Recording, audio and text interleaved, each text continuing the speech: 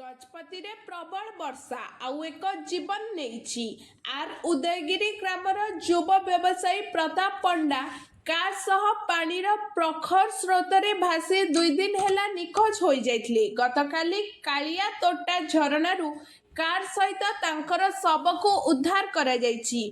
प्रताप गत 2 तारिख रे कार रे घोड़ाकोण ग्रामरू आर उदयगिरी फेरुथिले। निकटस्थ पोलरू 3 ରୁ 4 फुट उपरे पानी चलुला अतिक्रम करुवा बेले प्रताप भारसाम्य हराई भासी जाइथिले। पानीर स्रोत एते प्रखर थिला जे कारटी 2 किलोमीटर पर्यंत भसाई नहीं।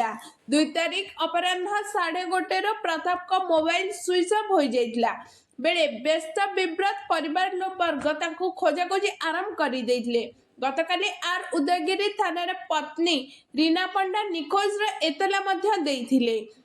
कालियातोटा झरणार भीष्म पाइक नामक जड़े व्यक्ति गाधोइबा बेले तांकर गोड़े कार किछि अंश बाजिथिला। एहा परे पानी भितरे बुड़ी खोजाखोजी करिबा बेले कार भितरु शव को ठाब करथिले। दमकल बाहिनी पहुंची प्रताप का शव को उद्धार करी परिवार वर्ग को चिन्हट कराइथिले। एने आर उदयगिरी थाना एक अपमृत्यु मामला रुजु होइछि।